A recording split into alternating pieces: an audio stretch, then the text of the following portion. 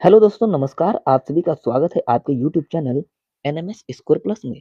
दोस्तों, आज के वीडियो में हम मेधा छात्रवृत्ति परीक्षा से संबंधित प्रश्नों को लेकर आए हूं, जो कि एग्जाम में इस तरह के प्रश्नों को बार बार पूछा जाता है। तो आज हम लोग दोस्तों प्रश्न 26 से लेकर 50 तक के प्रश्नों को हल करने वाले हैं।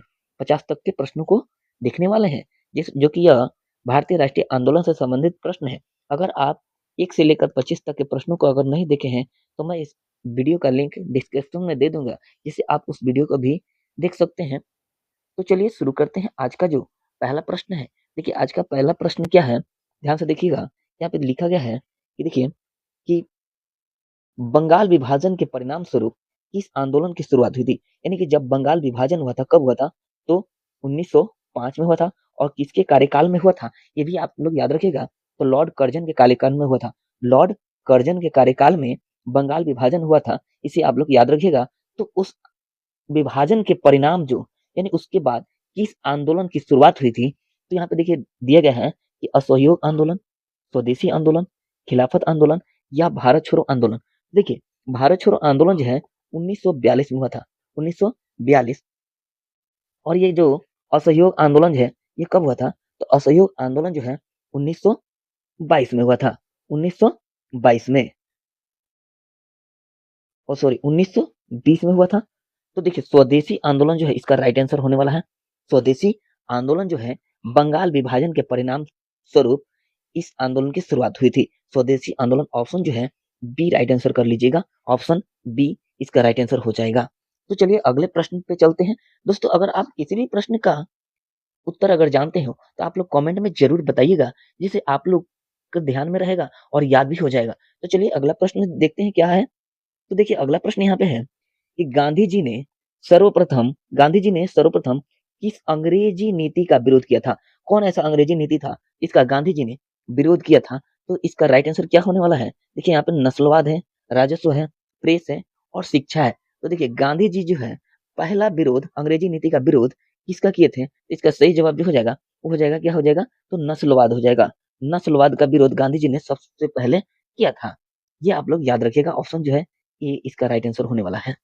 चलिए अगला प्रश्न देखते हैं। देखिए, यहाँ पे है प्रश्न जो है दूसरा यानी कि यहाँ पे 28 नंबर, कि फूट डालो और राज करो की नीति किसने अपनाई? यानी फूट डालो और राज करो की नीति किसके द्वारा अपनाई गई थी? यहाँ पे अंग्रेजों ने, पारसियों ने, मुसलमानों ने या पंजाबियों ने? तो इसका जो सही जवाब हो जाएगा कि फूट डालो और राज करो की जो नीति है, यह किसके द्वारा किया गया था? तो ये आपका राइट आंसर होने वाला है कि अंग्रेजों के द्वारा।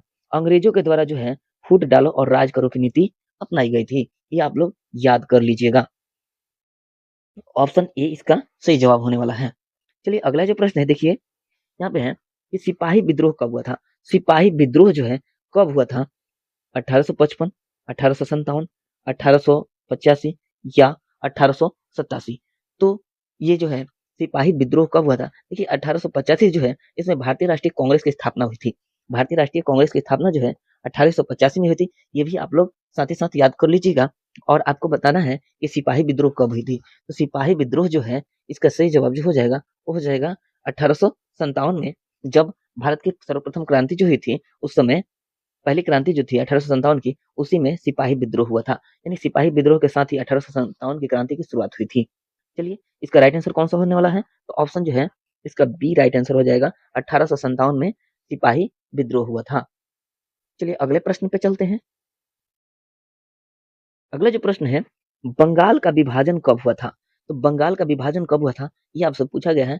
देखिए, यहाँ पे है 1855, 1857, 1905 या 1911। तो बंगाल विभाजन कब हुआ था? ये तो बहुत ही अच्छा प्रश्न है और इस तरह के प्रश्न पूछे जाते हैं। तो आप लोग कमेंट में बताइएगा कि बंगाल विभाजन कब हुआ था। मैं एक बता देता हूँ कि बंगाल विभाजन जो है लॉर्ड कर्जन के कार्यकाल में हुआ था। लॉर्ड कर्जन के कार्यकाल में हुआ था, ये आप लोग याद रखिएगा। और कब हुआ था ये आप लोग को कमेंट में बताना है। आप लोग सभी लोग कमेंट कीजिएगा कि बंगाल विभाजन कब हुआ था। चलिए अगले प्रश्न देखते हैं। अगला प्रश्न देखिएगा यहाँ पे कि गांधी जी ने साबरमती आश्रम की स्थापना किस वर्ष की थी? यानी साबरमती की स्थापना जो है ये गुजरात में है और गांधी जी के द्वारा किया गया था। लेकिन कब किया गया था ये आपसे पूछा गया है। कब किया गया था ये आपसे पूछा गया है। तो देखिए यहाँ पे है कि 1895, 1900, 1915 या 1916। तो देखिए गांधी जी के द्वारा साबरमती आश्रम की जो स्थापना जो है कब किया गया था? तो देखिए इसका राइट आंसर क्या हो जाएगा? तो इसका राइट आंसर जो हो जाएगा 1915 में। 1915 में साबरमती की स्थापना साबरमती आश्रम की स्थापना की गई थी। Option C right answer. अगला जो प्रश्न है देखिए, लखनऊ समझौता किस वर्ष हुआ था? लखनऊ समझौता किस वर्ष हुआ था? अगर आप मेरा पिछला वीडियो अगर देखे होंगे तो आपको पता होना चाहिए कि लखनऊ समझौता कब हुआ था। उसमें मैंने बताया है कि जब लखनऊ अधिवेशन था उसी समय लखनऊ समझौता भी हुआ था और लखनऊ समझौता में जो नरम दल और गरम दल दो टुकड़ियों में था उसे एक किया गया था, यानी मिलाया गया था, दोनों को एक में शामिल किया गया था। उसे ही लखनऊ समझौता कहते हैं। और कब हुआ था? इसका राइट आंसर जो हो जाएगा 1916 में। 1916 में लखनऊ समझौता हुआ था, इसे आप लोग याद रखिएगा। चलिए अगला जो प्रश्न है, नेक्स्ट जो प्रश्न है यहाँ पे कि महात्मा गांधी दक्षिण अफ्रीका से भारत कब आए थे? यानी महात्मा गांधी जो है दक्षिण अफ्रीका से भारत कब वापस आए थे? 1913, 1919, 1915 या 1919? इसका राइट आंसर जो हो जाएगा 1915। इसका राइट आंसर 1915 हो जाएगा। 1915 में गांधी जी जो है दक्षिण अफ्रीका से भारत आए थे। और डेट भी याद कर सकते हैं कब, यानी कि 9 जनवरी 1915, जिसे 9 जनवरी को हर साल जो है क्या मनाया जाता है? तो प्रवासी दिवस के रूप में मनाया जाता है। प्रवासी दिवस 9 जनवरी, इसे याद रखिएगा, 9 जनवरी को प्रवासी दिवस। और इसी में 1915 अगर शामिल कर लें तो उस समय गांधी जी दक्षिण अफ्रीका से भारत वापस आए थे। चलिए अगला प्रश्न, उम्मीद करते हैं सभी प्रश्न आप लोग याद करेंगे और एग्जाम में आए तो इसे छोड़कर ना आएंगे। चलिए अगला प्रश्न जो है, जालियांवाला बाग हत्याकांड कब हुआ था? जालियांवाला बाग हत्याकांड तो ये कितनी बार पूछा गया है एग्जाम में, कितना बार पूछा गया है, तो आप लोग कमेंट में इसे बता दीजिएगा। आप लोग कमेंट में इसे बता दीजिएगा कि जालियांवाला बाग हत्याकांड कब हुआ था, इसे आप लोग कमेंट में बताइएगा। कहाँ हुआ था? तो ये अमृतसर। कहाँ हुआ था? अमृतसर में हुआ था। और अमृतसर कहाँ है? तो वह पंजाब में है, पंजाब में। और जालियांवाला बाग में जो है रॉलेट एक्ट के विरोध में एक सभा का आयोजन हुआ था, जिसमें जनरल डायर नामक एक अंग्रेज अधिकारी ने गोलियां चलवा दी थी। इसे भी आप लोग याद रखिएगा, जनरल डायर के द्वारा गोलियां चलवाई गई थी। और आप लोग बताइएगा कि जालियांवाला बाग हत्याकांड कब हुआ था। चलिए नेक्स्ट जो प्रश्न है, जालियांवाला बाग हत्याकांड के विरोध में किसने कैसर ए हिंद की उपाधि लौटा दी थी? किसने जो है कैसर ए हिंद नामक उपाधि लौटा दी थी? इसका सही जवाब जो हो जाएगा गांधी जी ने। गांधी जी ने कैसर ए हिंद नामक उपाधि लौटा दी थी जालियांवाला बाग हत्याकांड के विरोध में। इसे आप लोग ध्यान में रखिएगा। चलिए अगला प्रश्न जो है, नेक्स्ट प्रश्न देखते हैं, रॉलेट एक्ट जो है किस वर्ष पारित हुआ था? रॉलेट एक्ट जो है किस वर्ष पारित हुआ था? 1911, 1919, 1935 या 1947? रॉलेट एक्ट कब पारित किया गया था? तो रॉलेट एक्ट जो है वह 1919 में पारित किया गया था, 1919 में। नेक्स्ट जो प्रश्न है, जालियांवाला बाग हत्याकांड जालियांवाला बाग हत्याकांड की जांच के लिए सरकार ने किस समिति का गठन किया था? जालियांवाला बाग हत्याकांड की जो जांच करना था, सरकार यानी अंग्रेजी सरकार ने किस समिति का गठन किया था? यहाँ पे हंटर समिति है, डायर समिति है, मॉन्टेस्क्यू समिति है या चेम्सफोर्ड समिति है? तो इसका सही जवाब जो हो जाएगा, सही जवाब जो हो जाएगा वो आपको हंटर समिति हो जाएगा। हंटर समिति के द्वारा जालियांवाला बाग हत्याकांड की जांच के लिए सरकार एक समिति का गठन किया था, जिसका नाम हंटर समिति था। हंटर समिति, इसे आप लोग याद रखिएगा। चलिए अगला प्रश्न जो है, नेक्स्ट प्रश्न देखते हैं। नेक्स्ट जो प्रश्न है कि गांधी जी को महात्मा की उपाधि किसने दी थी? महात्मा की उपाधि किसके द्वारा दिया गया था? मोतीलाल नेहरू, लाला लाजपत राय, रविंद्रनाथ टैगोर या गोपाल कृष्ण गोखले? किसके द्वारा महात्मा की उपाधि दी गई थी? इसमें से कौन सा सही हो जाएगा? इसका सही जवाब जो हो जाएगा वो हो जाएगा रविंद्रनाथ टैगोर के द्वारा महात्मा की उपाधि दी गई थी। रविंद्रनाथ टैगोर, इसे याद रखिएगा। और यहाँ पे जो है गोपाल कृष्ण गोखले जो है गांधी जी के राजनैतिक गुरु थे। राजनैतिक गुरु थे, इसे आप लोग याद रखिएगा। नैतिक गुरु गोपाल कृष्ण गोखले जो थे गांधी जी के राजनैतिक गुरु। चलिए अगले प्रश्न पे चलते हैं। चौरी चौरा कांड के बाद महात्मा गांधी ने किस आंदोलन को वापस लिया था? ये चौरी चौरा जो कांड हुई थी, इसके बाद कौन सा आंदोलन गांधी जी के द्वारा वापस ले लिया गया था? सविनय अवज्ञा आंदोलन यहाँ पे है, यहाँ पे खिलाफत आंदोलन है, असहयोग आंदोलन है और भारत छोड़ो आंदोलन है। इसमें से कौन सा आंदोलन है जो गांधी जी ने वापस ले लिया था जब चौरी चौरा कांड हुआ था? तो चौरी चौरा कांड के बाद गांधी जी ने असहयोग आंदोलन को वापस ले लिया था। असहयोग आंदोलन को, ऑप्शन जो है ए, यानी कि असहयोग आंदोलन को वापस ले लिया था। दोस्तों आप लोग वीडियो कहाँ से देख रहे हैं? आप लोग कमेंट में जरूर बताइएगा कि आप बिहार से देख रहे हैं या किसी अदर राज्य से, और बिहार से देख रहे हैं तो आप किस जिले से देख रहे हैं, ये भी आप लोग कमेंट में बता सकते हैं। तो चलिए अगला प्रश्न यहाँ पे देखिएगा। नेक्स्ट जो प्रश्न है यहाँ पे 40वां प्रश्न देखिएगा, यहाँ पे पूछा गया है आपसे कि असहयोग आंदोलन जो है, असहयोग आंदोलन का प्रस्ताव कांग्रेस के किस अधिवेशन में पारित हुआ था? कौन सा अधिवेशन था जिसमें असहयोग आंदोलन पारित हुआ था? यहाँ पे सितंबर 1920 के कलकत्ता अधिवेशन, अक्टूबर 1920 के अहमदाबाद अधिवेशन, नवंबर 1920 के फैजपुर अधिवेशन या दिसंबर 1920 के नागपुर अधिवेशन। किस अधिवेशन में असहयोग आंदोलन का प्रस्ताव कांग्रेस के द्वारा पारित किया गया था? इसका सही जवाब जो हो जाएगा सितंबर जो है 1920 में, जो कलकत्ता का जो अधिवेशन था, कलकत्ता का अधिवेशन, यहाँ पे इसी अधिवेशन में असहयोग आंदोलन को पारित किया गया था। इसे आप लोग याद रखिएगा, ऑप्शन जो है ए राइट आंसर कर लेंगे। सितंबर 1920 में जो कलकत्ता में अधिवेशन था कांग्रेस का, उसी में असहयोग आंदोलन को प्रस्तावित किया गया था। चलिए अगला प्रश्न, अगला प्रश्न जो है सविनय अवज्ञा आंदोलन किस यात्रा से शुरू हुआ? यानी जो सविनय अवज्ञा आंदोलन था, ये किस यात्रा के साथ शुरू किया गया था, यह आपसे पूछा गया है। तो देखिए यहाँ पे जो होगा वो 1930 के दांडी यात्रा से, 1930 के दांडी यात्रा से असहयोग, यानी कि यहाँ पे सविनय अवज्ञा आंदोलन की शुरुआत हुई थी। सविनय अवज्ञा आंदोलन की शुरुआत जो है दांडी जो है 1930 से ही शुरू हुआ था। इसका सही जवाब हो जाएगा ऑप्शन सी, यहाँ पे राइट आंसर हो जाएगा ऑप्शन सी। चलिए अगला प्रश्न जो है, साइमन कमीशन किस वर्ष भारत आया था? साइमन कमीशन जो है भारत किस वर्ष आया था, ये आपसे पूछा गया है। जो साइमन कमीशन था वो भारत किस वर्ष आया था?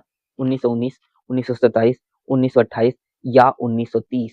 तो देखिए साइमन कमीशन जो है यह भारत जो आया था 1928 में आया था। 1928 में साइमन कमीशन भारत आया था। साइमन कमीशन जो है भारत 1928 में आया था, और इसका गठन अगर पूछे तो 1927 में हो जाएगा। गठन जो अगर पूछे तो 1927, और आगमन की बात करें तो 1928।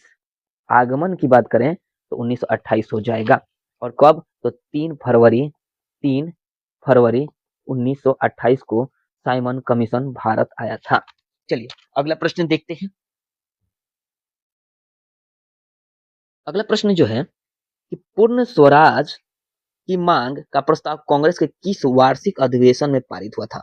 पूर्ण स्वराज की मांग जो है कांग्रेस के किस वार्षिक अधिवेशन में? यहाँ पे लाहौर 1929 दिया गया है, 1931 कराची है, 1933 कलकत्ता है और 1937 बेलगाम है। तो देखिए यहाँ पे जो है पूर्ण स्वराज की जो मांग है यह 1929 लाहौर में मांग की गई थी। लाहौर के अधिवेशन जो था 1929, उसी में पूर्ण स्वराज की मांग की गई थी। चलिए नेक्स्ट प्रश्न देखते हैं। अगला प्रश्न है यहाँ पे 44, देखिएगा कि सविनय अवज्ञा आंदोलन कब शुरू हुआ? यानी सविनय अवज्ञा आंदोलन जो है कब शुरू हुआ था? तो इसका सही जवाब जो हो जाएगा 1930। 1930 इसका सही जवाब हो जाएगा। कब शुरू हुआ था? तो 1930।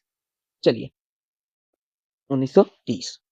नेक्स्ट जो प्रश्न है, इनमें से किसे बादशाह खान या सीमांत गांधी के नाम से जाना जाता है?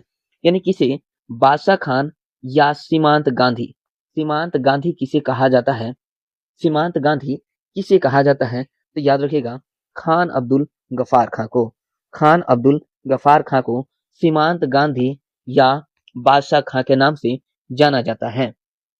एक और चीज इनके साथ याद रखिएगा, इन्होंने लाल कुर्ती का गठन किया था। लाल कुर्ती का गठन खान अब्दुल गफ्फार खां के द्वारा किया गया था। और एक और है कि भारत के प्रथम विदेशी व्यक्ति है जिन्हें भारत रत्न दिया गया था। भारत के माने भारत रत्न जो है, प्रथम विदेशी नागरिक हैं जिन्हें भारत रत्न से नवाजा गया था। ये भी आप लोग याद रखिएगा। चलिए अगला प्रश्न जो है यहाँ पे 46। चलिए यहाँ पे जो सवाल है कि गांधी जी ने दांडी यात्रा किस तिथि को आरंभ की थी? तो गांधी जी ने दांडी यात्रा जो है वह 12 फरवरी या 12 मार्च या 12 जनवरी या 12 अप्रैल, कब मतलब की शुरुआत हुई थी, यानी आरंभ कब हुआ था? 12 आप लोग तो याद रखिएगा, लेकिन 12 मार्च आप लोग याद रखिएगा। 12 मार्च 1930 को गांधी जी ने दांडी यात्रा शुरू की थी। दांडी यात्रा जो है कब शुरू हुई थी? तो 12 मार्च याद रखिएगा, 1930 याद रखिएगा। अगला जो प्रश्न है,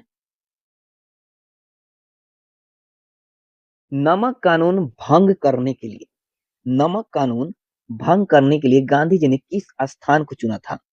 तो नमक कानून जो भंग हुआ था वो कहाँ हुआ था? तो दांडी में हुआ था। ये आप लोग याद रखिएगा, दांडी को चुना था।